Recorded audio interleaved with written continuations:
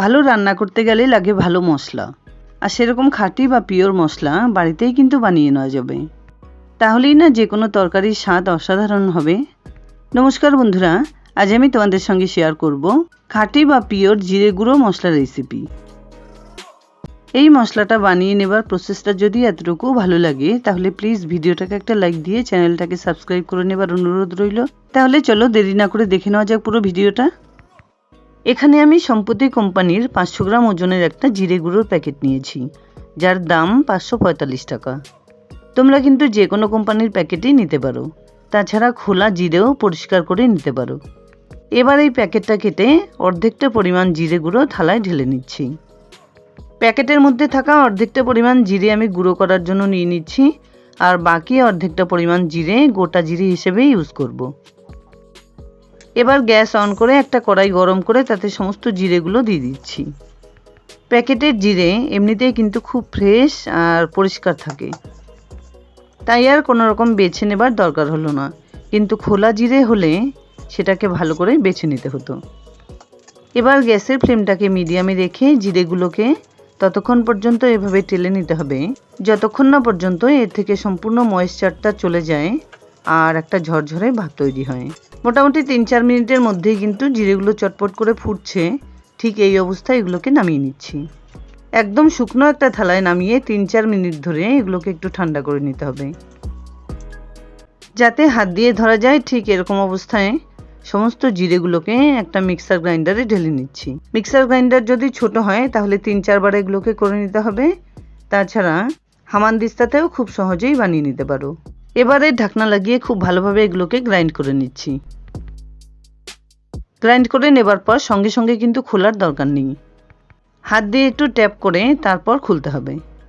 তা না হলে গরম গরম গুঁড়ো করে নেবার জন্য এর ভেতর থেকে অনেকটাই পাউডার উড়ে যাবে। এবার একটা থালাতে ছাঁকনি নিয়ে বেশ কিছুটা পরিমাণ গুঁড়ো এভাবে ছেঁকে নিচ্ছি। ছেঁকে নেবার পর বাকি এক্সট্রা জিরেগুলো আলাদা রেখে আবার বাকি গুঁড়োটা ছেঁকে নিচ্ছি। একবার ছেঁকে নেবার পর বাকি গুঁড়োগুলো আবার খুব সুন্দর করে গ্রাইন্ড করে নিতে হবে। বাজারে প্যাকেটিং বা খোলা ধনে বা জিরে গুঁড়ো কিনতে গেলে ভেজাল কিন্তু মেশানোই থাকবে। এইভাবে যদি জিরে বা ধনে গুঁড়ো বানিয়ে নাও তাহলে কিন্তু রান্নার স্বাদও অনেক বেড়ে যাবে, আর একদম পিওর বা খাঁটি মশলা পাওয়া যাবে। আর শরীরে কোনো ভেজাল খাবার না যাবার জন্য পেটও ভালো থাকবে। আমি কিন্তু বেশিরভাগ সময়ই জিরে বা ধনে গুঁড়ো এভাবে ঘরে বানিয়ে নিই। দেখো, ছেঁকে নেবার পর একদম পিওর জিরে গুঁড়ো কিন্তু তৈরি হয়ে যাচ্ছে।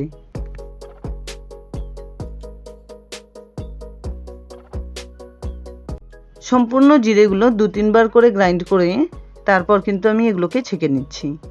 একসাথে করে 500 গ্রাম বা 1 কেজি জিরে যদি এভাবে গুঁড়ো করে বানিয়ে নেওয়া যায় তাহলে কিন্তু অনেক দিন পর্যন্ত ভালো থাকে আর রান্নার কাজেও সাহায্য হয়। 2-3 বার করে ছেঁকে নেবার পর সবশেষে এইটুকু জিরে বেঁচে আছে, সেটা একটা ছোট মিক্সার গ্রাইন্ডারে দিয়ে গুঁড়ো করে নিচ্ছি। সবটা ছেঁকে নেবার পর যেটুকু জিরে গুঁড়ো বেঁচে থাকলো সেটা কিন্তু একটু জল দিয়ে ভিজিয়ে শিলনোড়াতে বেটে নিলেও তরকারিতে মিশিয়ে দেওয়া যাবে। যাই হোক, দেখো এখানে দুর্দান্ত স্বাদের পিওর বা খাঁটি জিরে গুঁড়ো রেসিপি আমার রেডি অ্যান্ড সার্ভড।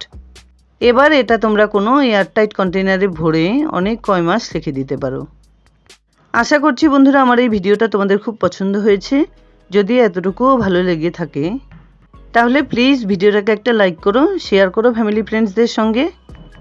আর আমার চ্যানেলে নতুন বন্ধু হয়ে থাকলে প্লিজ চ্যানেলটাকে সাবস্ক্রাইব করে পাশে থাকা বেল আইকনটা অলে করে দিও, যাতে আমার আপলোড করা সমস্ত ভিডিও নোটিফিকেশন সবার আগে তোমাদের কাছে পৌঁছে যায়। দেখা হচ্ছে নতুন কোনো রেসিপি নিয়ে। ভালো থেকো, ধন্যবাদ।